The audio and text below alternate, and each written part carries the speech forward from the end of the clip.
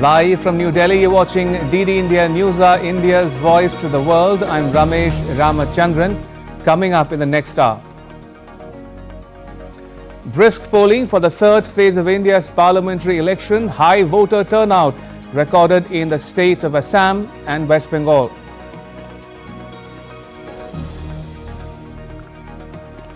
Israel sends a delegation to Cairo to assess Hamas' position on ceasefire, takes operational control of the Gaza side of the Rafah crossing bordering Egypt.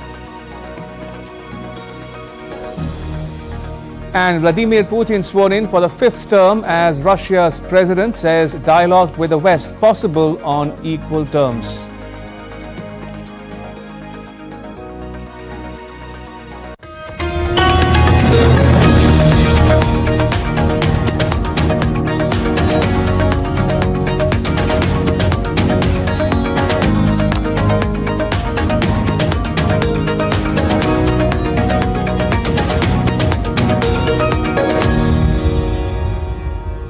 All right, first up, let's get you the latest on the world's largest democratic election in India.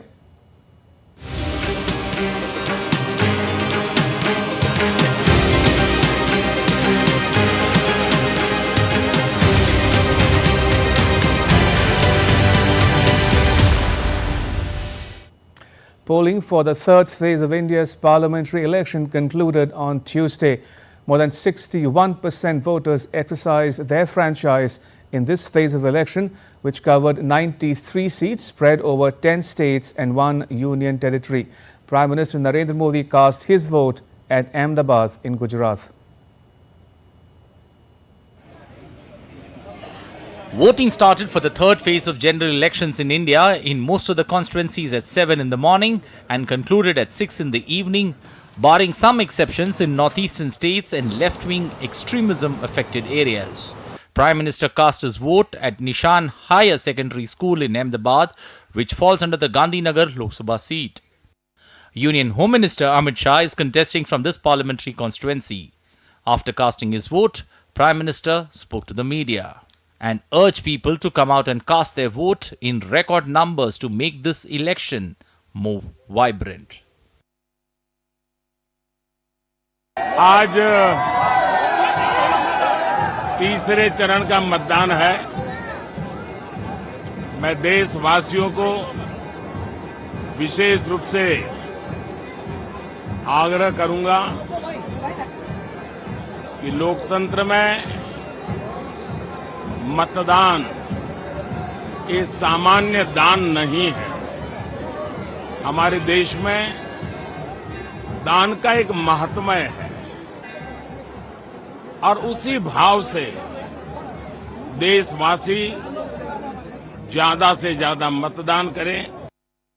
In this phase, polling took place in 93 parliamentary constituencies spread across 10 states and 1 union territory, which include 25 seats in Gujarat, 14 in Karnataka, 11 in Maharashtra, 10 seats in Uttar Pradesh, 9 seats in Madhya Pradesh, 7 in Chhattisgarh, 5 in Bihar, 4 seats each in Assam and West Bengal, and 2 seats each in Goa and the Union Territory of Dadra, Nagar Haveli and Daman and Diu.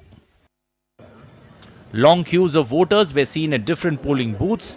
Among them, particularly the youth and women voters were very much enthusiastic.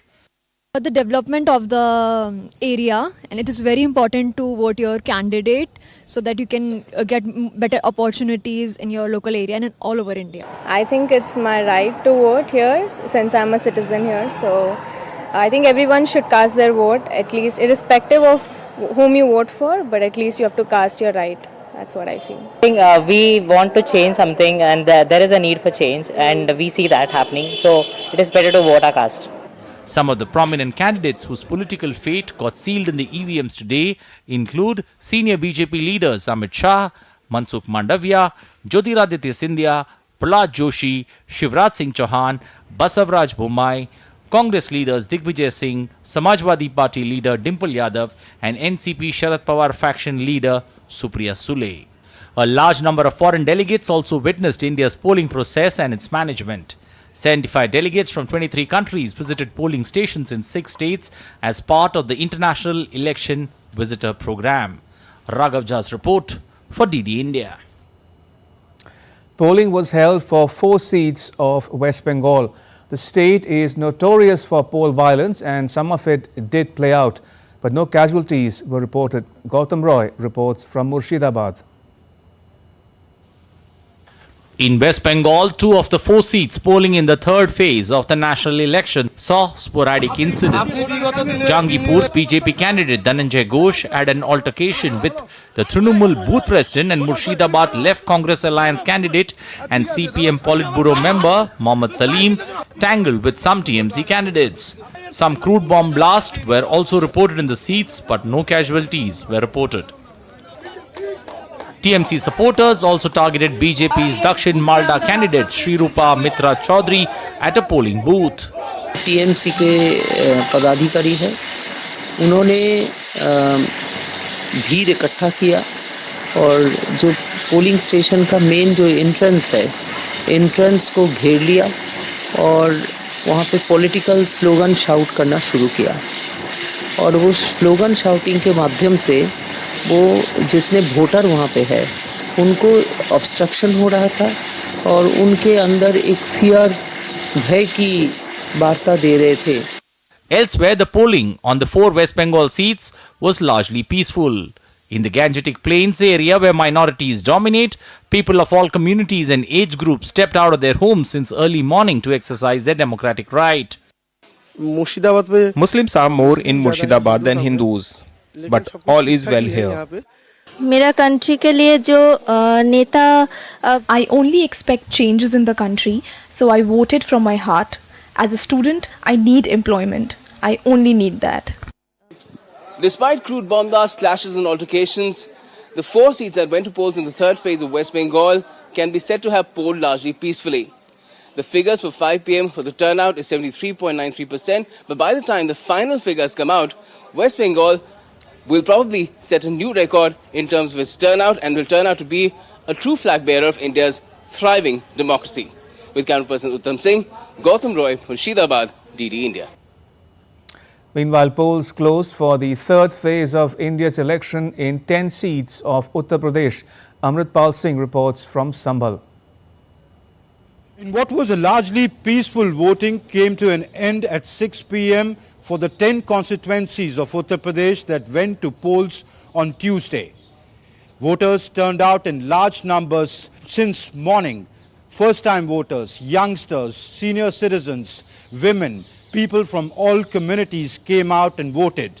For the development of the area, and it is very important to vote your candidate so that you can get better opportunities in your local area and all over India. चुनाव उससे कर रहा हूँ. सन 53 में हुआ था पहला चुनाव, अब तब कर रहा हूँ बराबर.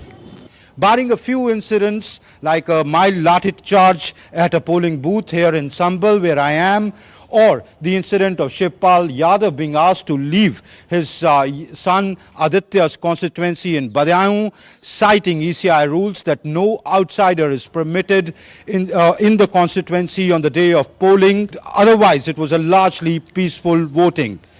Now, the fate of these candidates is sealed in the EVMs, which shall be opened on the 4th of June, and they would know their fate.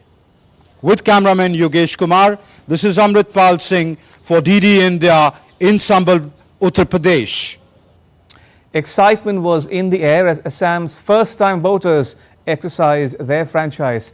Tapas Bhattacharya has more from Guwahati. Notwithstanding the inclement weather, people in Assam came out in large numbers to exercise their franchise in the third and the last phase of election. The 4 Lok Sabha constituency in Assam, which went to poll on Tuesday in the third phase, recorded huge voter turnout and by and large was quite peaceful. It was a really very great experience because it was my first vote. It was a great experience here. So I came with my sister and we don't have to wait for much long time, and it was my first vote. Yeah, it was a great experience. Approximately 81 lakh voters were eligible to exercise their franchise to decide the electoral fate of 47 candidates in the third and the final phase of polling. Now they will wait for 4th of June to know their fate. With camera person Naveen, this is Tapas Bhattacharya for DD India from Guwahati, Assam. And talking about Assam, the Chief Minister Himanta Biswa Sarma cast his vote at Barpeta. He was accompanied by his wife and daughter to the polling station at Amingaon High School.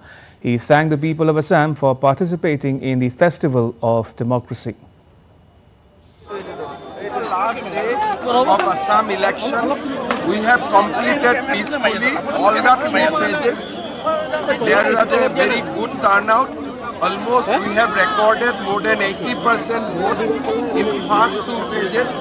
And I am sure that people of Assam will support a Bharat, which will become Vishwaguru, which will achieve its goal in Amrita.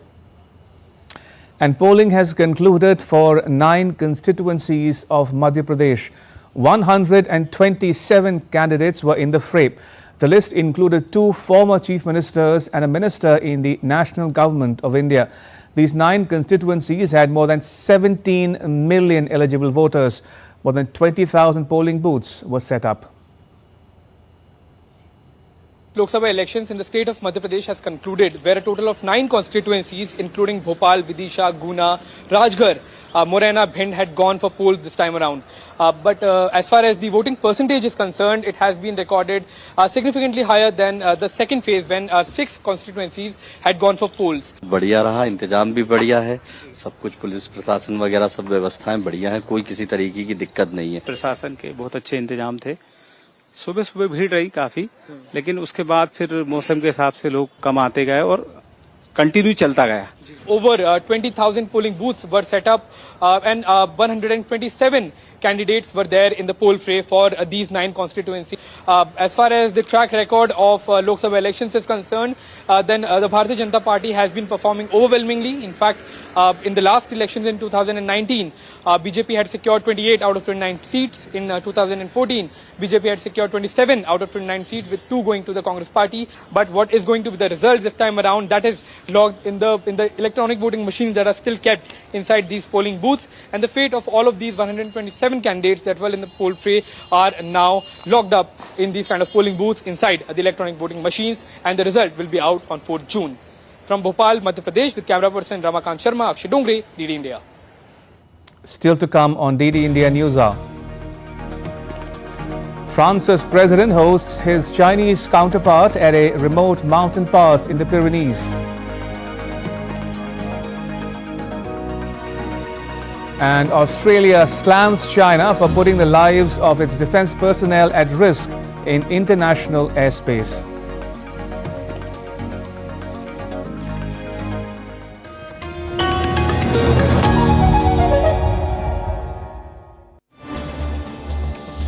Voice of a rising aspirational world. Stories of challenges, struggles and accomplishment. A world battling conflict, hunger and poverty. Embracing growth, development, science and technology.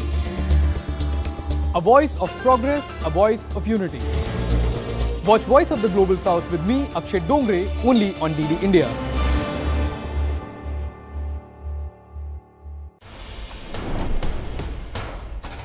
Wherever news breaks, whatever it takes. Connecting corners, cutting across continents. Stories that matter from across the globe. Accurate, authentic journalism that serves you right.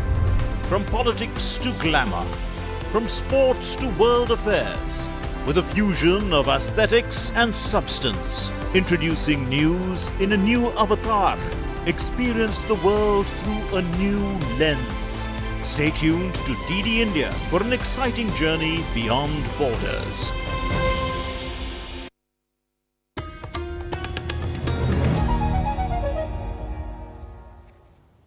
You're watching DD India News Hour. I'm Ramesh Ramachandran. Right, time to bring in DD India's team of reporters covering the election from the states. Joining me are Tapas Bhattacharya from Guwahati in Assam, Aisha Khanam from Hubballi in Karnataka, and Meghna Dev from Ahmedabad in Gujarat. Tapas, to you first. Now, people braved the scorching sun in states such as Assam to cast their vote. Give us a flavor of what you saw and heard in Guwahati.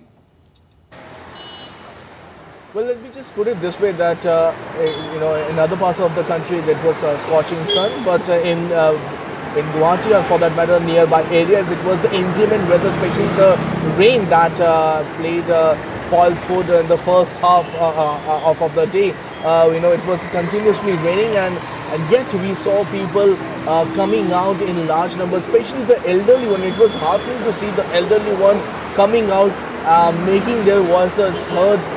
We spoke to a couple of them. They said that we voted, when we got independence. We voted now when we really are, want to make a difference in India's polity, and that's why we have come. We also spoke to the first-time voters, quite excited to cast their vote, to cast their franchisee, and they were absolutely ecstatic with the way things were shaping up. As of now, it's a 75% voting that has taken place in the third and the last phase of polls in Assam. But we believe that the numbers will go up further, because the Election Commission updated the details after 5, and we were in a couple of polling stations where even though the schools were shut down, the polling booths were shut down, there were at least 500 to 600 people inside, and they were waiting for their chance to cast their vote. So we believe that the numbers will go further up. The other interesting part is that, as I mentioned earlier also, that in this third and last phase of the polls, more than 81 lakh voters will cast their vote, the eligible voters, and out of that 40 lakhs are women. So it will be interesting to see how they actually vote and what kind of voting percentage they come up with. So in Guwahati, for that matter, it's the fight between two women. So it will be interesting to see which way the wind blows and how things shape up. But interestingly, the other three parliamentary constituencies, it's the BJP who has joined hands with its regional partner. So again, it's a wise move, but whether it will pay a rich dividend or not, that we will get to know only on the 4th of June. Indeed, on the 4th of June, as Tapas was pointing out. Let me now turn to Aisha Khanam at Hubballi in Karnataka. Aisha, how did the polling go? Well, Ramesh, first let me acknowledge the fact that, two government officials on election duty died due to heart attack, on election duty, and which is very sad because they braved this harsh weather and the humid conditions, and they came to the polling booths, but unfortunately they passed away. So this was one sad part here in Karnataka, in North Karnataka, on 14 seats where we saw polling today, and the fact that polling percentage is low, but still those who turned up at the booths were very enthusiastic about the fact that they are coming here to exercise their franchise, and they were all dressed up in their fineries, and it was like a festive atmosphere in many of the polling booths across North Karnataka. Now also, one of the important and interesting aspect, Ramesh, is that the first time in Karnataka, the political analysts also did not speak about how the caste, the specific caste like Lingayat, Vokkaligas, Kurubats. Normally in Karnataka, the elections are based on these caste orientation and alignment. But this time, the issues dominated. This time, the issues of 5 guarantees of the state government versus Modi ki guarantee, which the Prime Minister Narendra Modi says that it is a guarantee of empowerment. So these were issues that played on ground. And people, when they came to vote, they had these issues in mind, especially security of women, safety of women, and security of the nation, and also the fact that farmers need to be empowered. So there were several issues, and we saw that lot of senior citizens and young voters turned up at the polling booths, and many people who are since North Karnataka is considered slightly underdeveloped, many people from here work in southern part of Karnataka, in Bangalore and other regions. So we saw huge turnout from Bangalore, people coming in groups, in cars, coming to Hubli, coming to Davangere, Gulbarga, and they cast their vote. But the fact that the voting percentage in North Karnataka, Gulbarga, was very low is a cause of concern for both the political parties, BJP and Congress, whereas the overall percentage is 66%, which the polling officials say could improve little bit once they get final figures. Right, 66% in Karnataka in those 14 seats that went to the polls on Tuesday, says my colleague Aisha Khanam, who is at Hubballi in Karnataka. Let me now turn to Meghna Dev in Ahmedabad, Gujarat. Meghna, what more can you tell us about the polling in Gujarat? Fill us in on all that happened in Ahmedabad and elsewhere in the state. Well, it's a little bit of a disappointment in these the Lok Sabha election, this general election, because not many people did turn up to vote.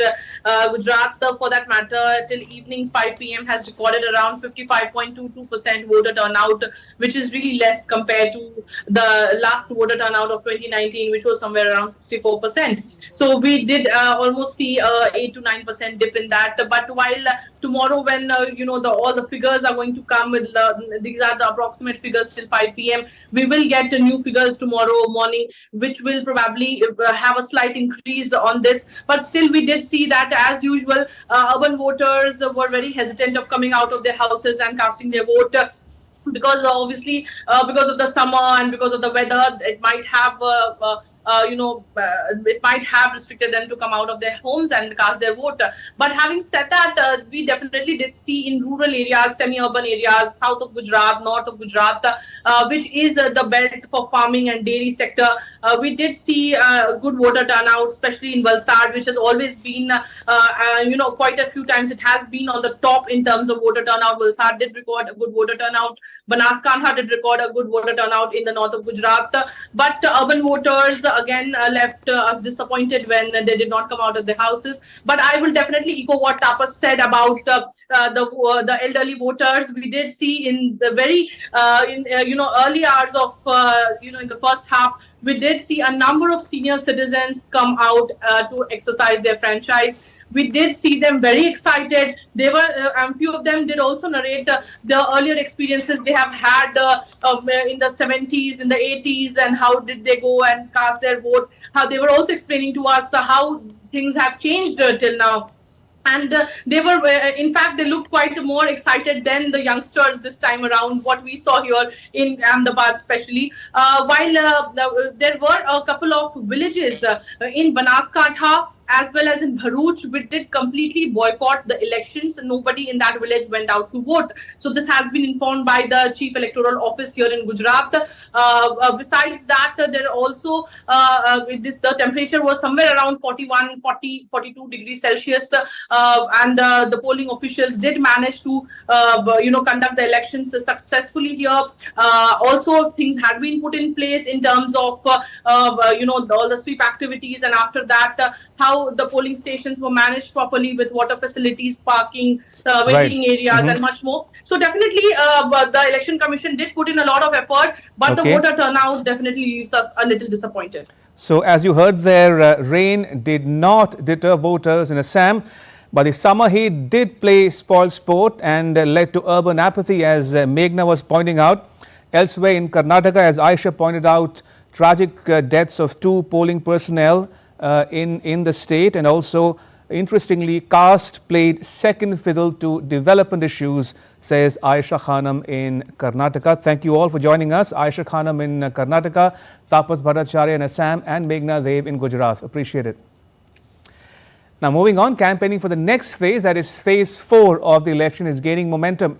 Polling will be held on 13th of May. 96 seats in 10 states will go to the polls in this phase. More than 1,700 candidates will be in the fray. Campaigning for the 4th phase of Lok Sabha elections is gaining momentum as political leaders are holding rallies and road shows across the country. Voting will take place on the 13th of this month in the 4th phase.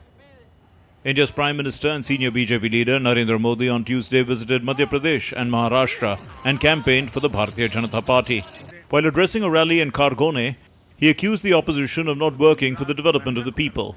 आपके एक vote ने 70 साल बाद article 370 हटाया। आपके एक vote ने एक आदिवासी बेटी को राष्ट्रपति बनाया। आपके एक वोट ने महिलाओं को आरक्षण का उनका हक दिलवाया। Later in the day, the Prime Minister campaigned in Maharashtra's Bid and Ahmednagar. Chief Minister Yogi Adityanath of Uttar Pradesh also campaigned in the eastern part of his state. While addressing a rally in Sitapur, he accused Samajwadi Party and the Congress Party of doing appeasement politics. The opposition leaders too are holding back-to-back rallies to make an impression on the voters across the country. Congress leader Rahul Gandhi held public rallies in Jharkhand's Singhbhum and Chaibasa. इस चुनाव में Congress party, India गठबंधन, चंपाई सोरेन जी, हेमंत सोरेन जी और हम सब मिलकर संविधान की रक्षा कर रहे हैं. Bahujan Samaj Party chief Mayawati held a rally in Uttar Pradesh's Lakhimpur Kheri. Saeed Absarul Hassan's report for DD India. So that was all about the great Indian election. Let me get you some international news now. French President Emmanuel Macron welcomed Chinese President Xi Jinping to the Pyrenees Mountains on the second day of their trip. Advisors to the French president described the Pyrenees trip as breaking with protocol for a chance for one-on-one chats with Xi Jinping without scores of aides in mountains dear to Macron as the birthplace of his maternal grandmother. Macron and his wife Brigitte, who greeted Xi and his wife Peng Liyuan at the airport in windy weather, took them to lunch high up in the mountains.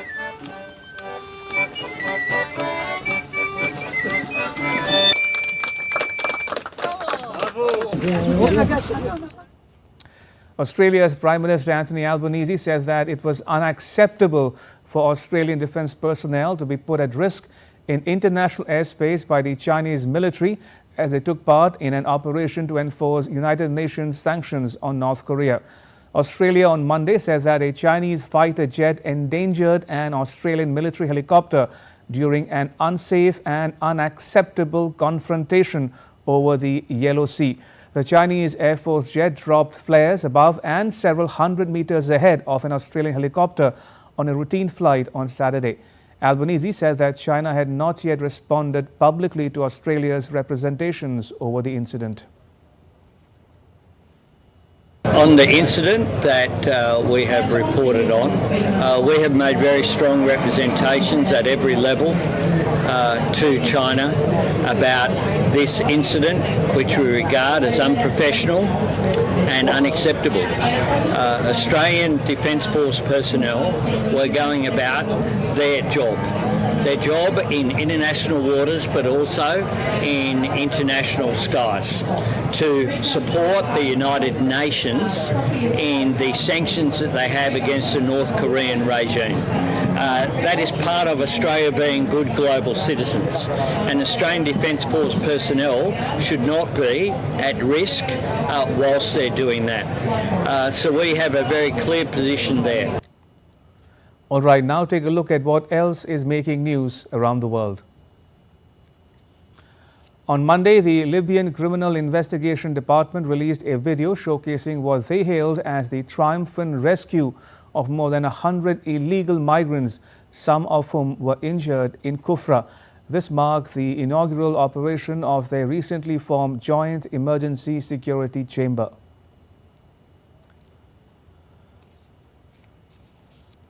On Tuesday, Pakistan's military announced that a suicide bomb attack resulting in the deaths of 5 Chinese engineers in March was orchestrated in neighboring Afghanistan. They further revealed that the perpetrators of the attack were identified as an Afghan national. In the high-altitude Bolivian town of San Pedro de Marcha, hundreds of indigenous Quechua men and women took to the streets for a ritual dance and combat. The combat, known as the Tinku, that involves hand-to-hand combat between neighbors to settle disputes.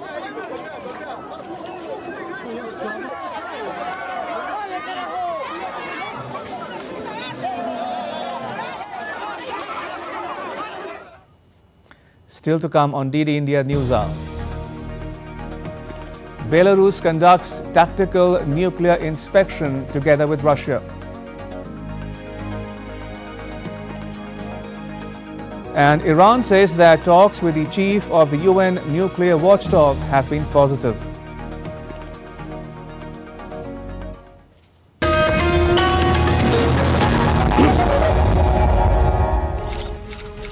versus facts. In-depth news and analysis with experts who will help you decide why this election matters. DD India is the main election headquarters with numbers most accurate, data most reliable, and viewership across the platforms. Stay tuned to the Great Indian Election only on weekdays at 8:30 p.m. IST and 1500 hours GMT.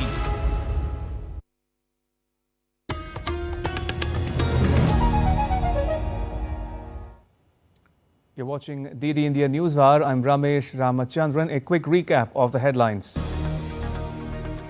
Brisk polling for the third phase of India's parliamentary election. High voter turnout recorded in the states of Assam and West Bengal. Israel sends a delegation to Cairo to assess Hamas' position on ceasefire, takes operational control of the Gaza side of the Rafah crossing bordering Egypt.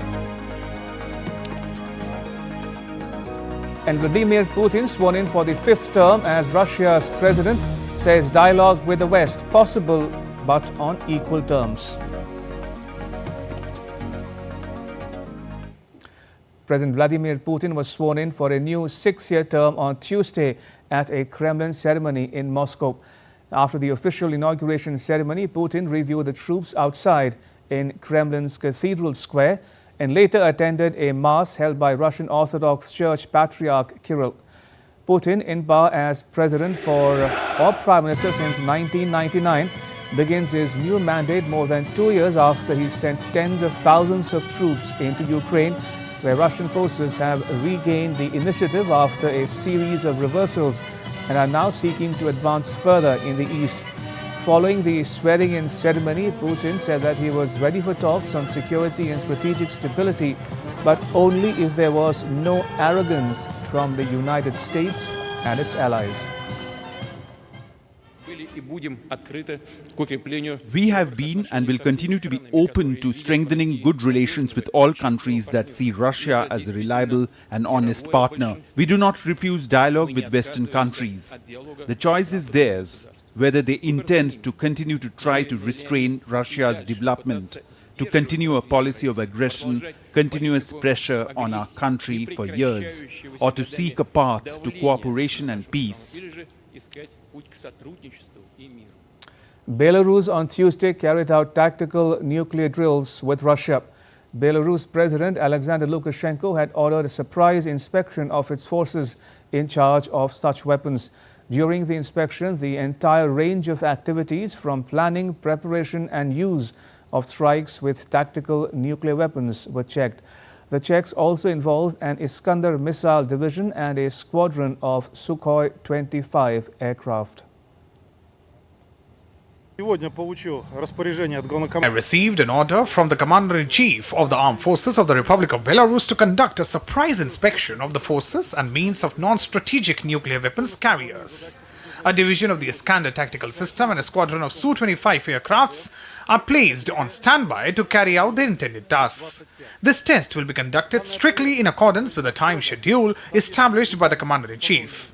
It will verify the entire range of activities for planning, preparing and launching strikes with tactical nuclear warheads. And Dasha Chernyshova now joins us from Moscow for more. Dasha, what did you make of the tone and tenor of Putin's inauguration speech?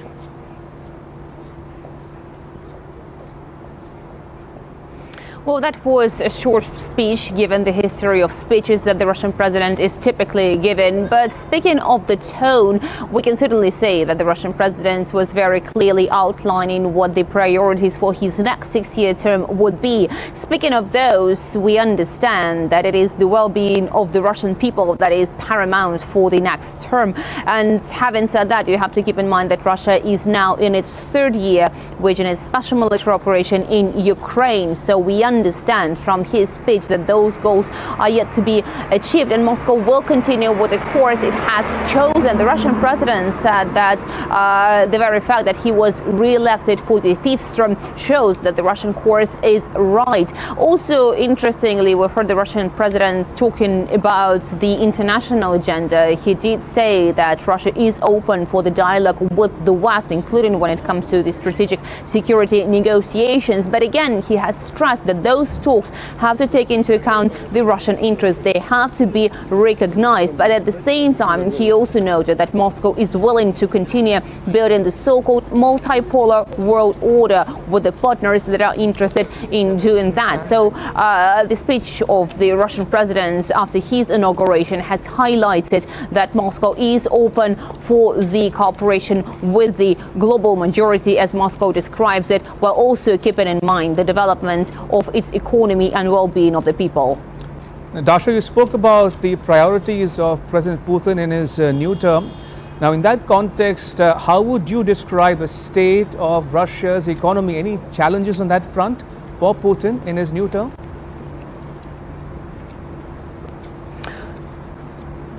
Well, certainly Russia is the most sanctioned country in the world, and the Russian president in his speech has admitted that Russia is going through a difficult period, the transition period. He did say that Russia is facing numerous challenges, but the Russian people are united, he said, and that's why he said Russia will be overcoming all of the obstacles. Now, in 2023, we have seen the growth of the Russian economy exceeding 3%, against all odds, against all the forecasts of the economists, and also against the sanctions that were imposed against the Russian economy. In 2024, we understand also that growth is being expected. But interestingly, the Russian president has said that there is more to be done. And just minutes ago, he signed an order on the national developmental goals until 2030. Those do include a number of issues that are related to the Russian economy, but also to the Russian demography, which is important for the Russian economic development. And this is what many experts are saying, because Russia is facing the demographic crunch, the lack of qualified human resources, and to achieve the economic growth, Russia does need these issues to be addressed. So the Russian economy is now functioning better than it was expected. Some experts say that it could have been functioning even better without those Western sanctions. But keeping that in mind, you have to see the diversification that the Russian economy is also going through now. And the experts do underline that it is far less reliant on the energy sector as it was before. All right, we'll leave it at that. Dasha, thank you. That was Dasha Chernyshova reporting from Moscow. Right, shifting focus from Europe to West Asia now. Israel's military has said that it had taken operational control of the Gaza side of the Rafah crossing, which borders Egypt. The flow of aid through the Rafah crossing has been stopped. Hamas said that the Israeli incursion was aimed to undermine the ceasefire efforts.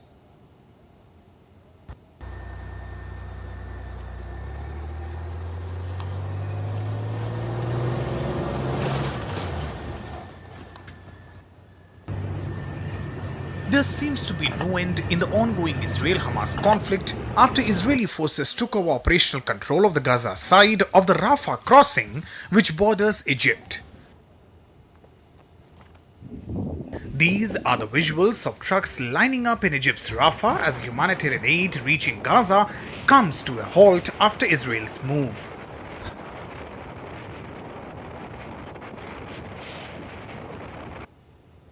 Meanwhile, Israeli officials are traveling to Cairo to assess whether Hamas can be persuaded to change its latest ceasefire proposal. Israel has reiterated that the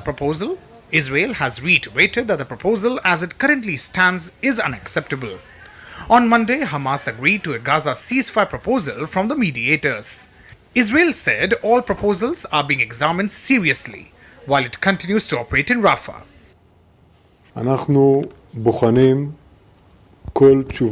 We examine every answer and response in the most serious manner and are exhausting every possibility regarding negotiations and returning the hostages to their homes as soon as possible as a main mission. In parallel, we are still operating in the Gaza Strip and will continue to do so. The White House said it is reviewing the response by Hamas to the ceasefire and hostage release deal. As Karine noted, there has been a response from Hamas to the hostage deal. We're currently reviewing that response, and we're discussing it with our partners in the region. Director Burns, as you know, is there, and he's working this in real time on the ground. Hundreds of Israelis took to the streets of Tel Aviv on Monday evening, joining families of hostages held by Hamas in a call for the government to accept a deal with the Islamic group to bring upon their release. Protesters blocked main roads in Tel Aviv and confronted mounted police that tried to prevent them from progressing further onto the highway. And a short while ago, DD India's Sarah Coates sent us this report from Tel Aviv.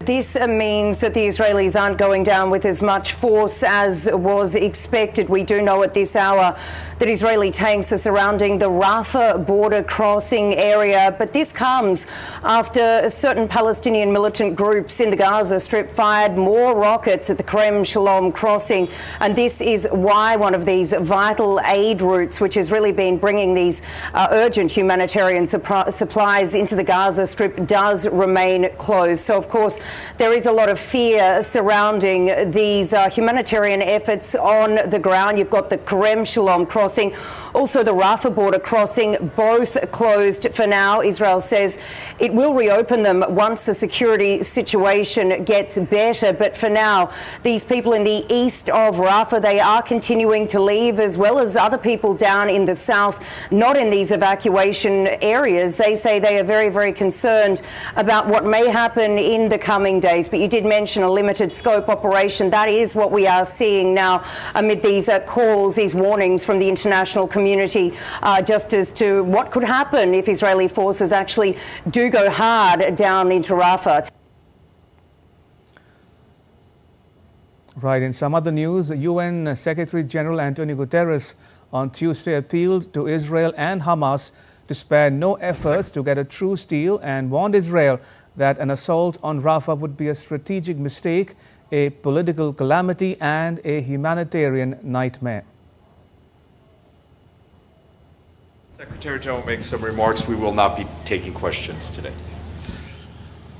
We are at a decisive moment for the Palestinian and Israeli people and for the fate of the entire region.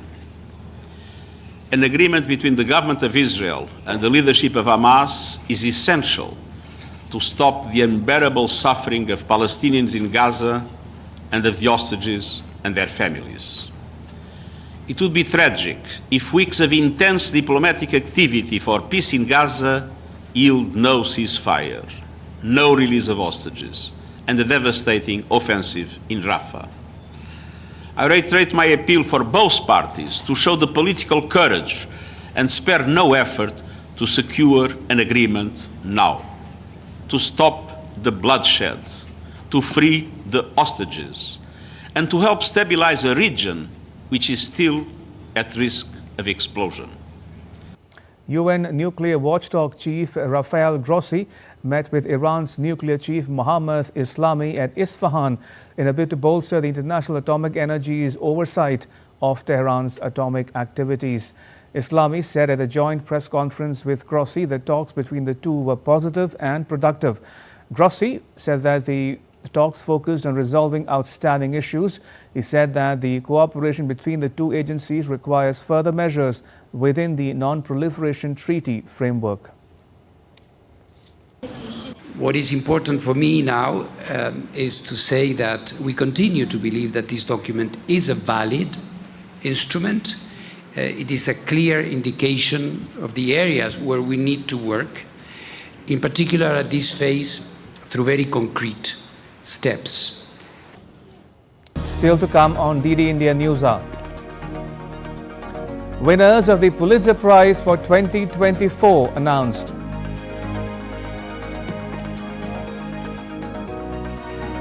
And Tokyo Disney Sea unveils a new Fantasy Springs section.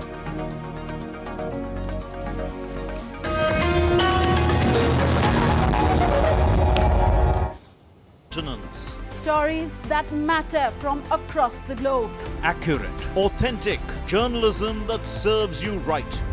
From politics to glamour, from sports to world affairs, with a fusion of aesthetics and substance. Introducing news in a new avatar. Experience the world through a new lens. Stay tuned to DD India for an exciting journey beyond borders.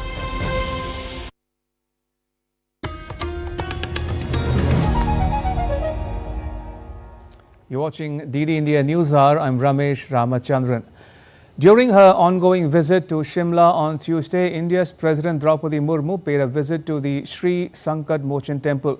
At the temple, the President, accompanied by her family, offered prayers to the deity. Amid President Murmu's temple visit, Himachal Pradesh Governor Shiv Pratap Shukla was in attendance as well.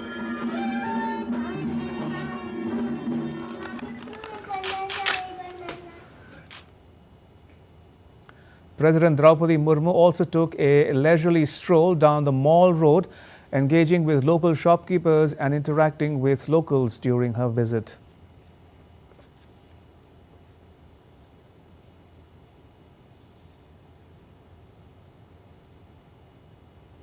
Later in the day, the President witnessed a vibrant cultural program at the Gaiety Heritage Cultural Complex in Shimla.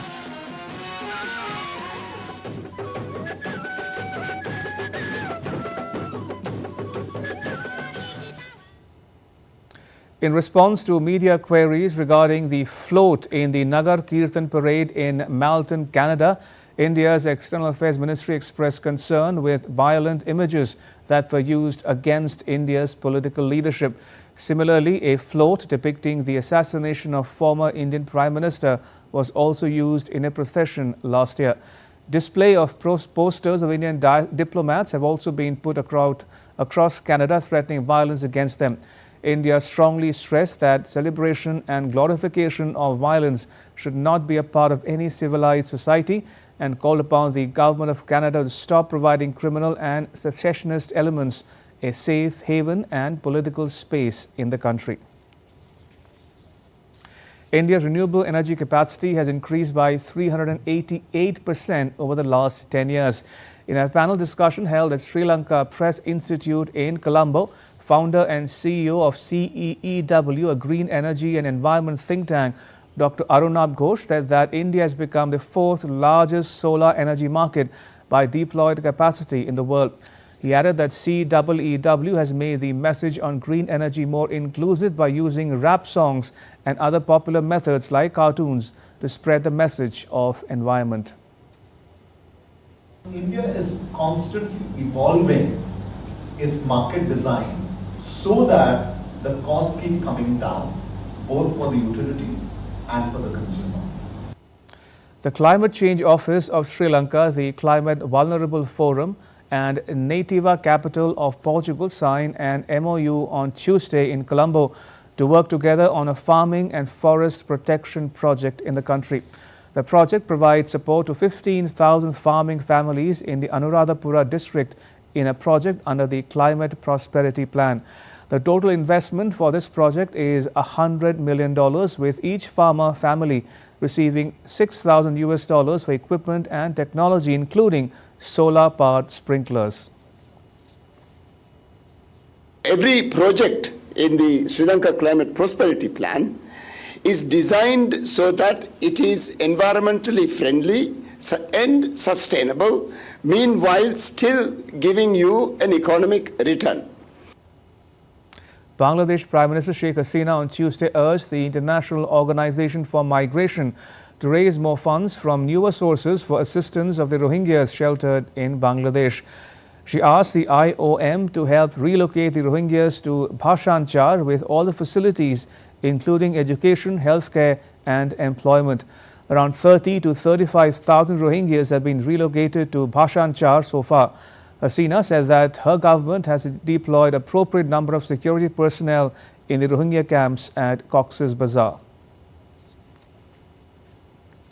The famous and most honorable award in the field of journalism, the Pulitzer Prize, was announced on Monday for the year 2024. The annual Pulitzers, first presented in 1917, are the most prestigious honors in U.S. journalism. News agency Reuters won 2 Pulitzers, taking home the Breaking News Photography Award for images of the Israel-Gaza conflict. The Times won the International Reporting Prize for its coverage of the Israel-Gaza conflict, while the newspaper's Hannah Dreher was awarded the Investigative Reporting Prize for exposing the use of migrant child labor in the U.S. Tokyo Disney Sea is opening a new area in June that celebrates popular films such as Frozen. The section is called Fantasy Springs. It was unveiled to the media on Tuesday. The theme park operator Oriental Land says the area spans 140,000 square meters.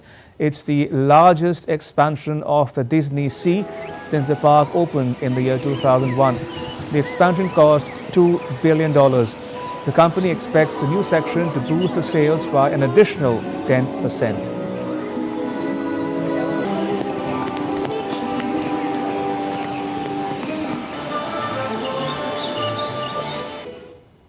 France is gearing up to confront an unprecedented cybersecurity challenge ahead of the 2024 Olympics and Paralympic Games. With the specter of organized crime, activist groups and state-sponsored threats looming large, organizers are bracing themselves for an intense pressure on their digital infrastructure. Paris 2024 is getting ready to face an unprecedented challenge in terms of cybersecurity, with organizers expecting a huge pressure on the Games this summer. Organized crime, activists and states will be the main threat during the July 26 to August 11 Olympics and the August 28 to September 8 Paralympics. Paris 2024, who have been working hand in hand with French National Agency for Information Security and cybersecurity companies Cisco and Eviden, are looking to limit the impact of cyber attacks. French National Agency for Information Security is confident that Paris 2024 will operate from a cybersecurity operations center in a location that is being kept secret will be ready. We are simulating a response to an incident. This means a user called us to report a problem at her workstation that seems to be security related, so the team is intervening. They will plug in the USB key containing our various cybersecurity tools to gather traces so that they can be analyzed later by our teams at the center, including the CSOC. To make sure they are in the game, Paris 2024 have been paying ethical hackers to test their systems and have been using artificial intelligence to help them to do a triage of the threats. In 2018, a computer virus dubbed Olympic Destroyer was used in an attack on the opening ceremony of the Pyeongchang Winter Games. Today, the level of threat is the part of the context. The way we work is focused on the final risk, which is what could disturb the holding of the games. Today, we know that in any case, and it has been the case for all previous games, there are people who want to disturb the holding of the games. Their motivation and the level of expertise come second. What's important is that we need to deliver this competition and ceremonies. The games will take place amid a complex global backdrop, including Russia's war in Ukraine and Israel's conflict with Hamas, which has been designated a terrorist organization by the United States and European Union. Sports Desk, DD India. In some more sports news, Tom Daley is said to become the first British diver to compete at 5 Summer Olympics after being named in the team for the Paris Games. The 29-year-old, who stepped away from the sport after the Tokyo Olympics, decided to return last year. He is set to defend his gold medal in the men's 10-meter synchronized platform event. Daley will be diving with teammate Noah Williams. The duo have won silver at the World Championships in Doha in February, as well as a World Cup gold medal at Berlin in March.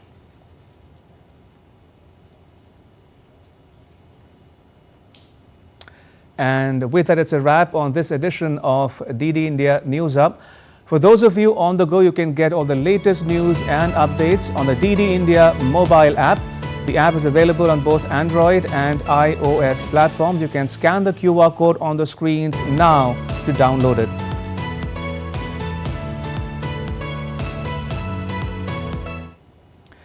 Do let us know your thoughts on the news of the day. You can connect with us on Facebook, X and Instagram.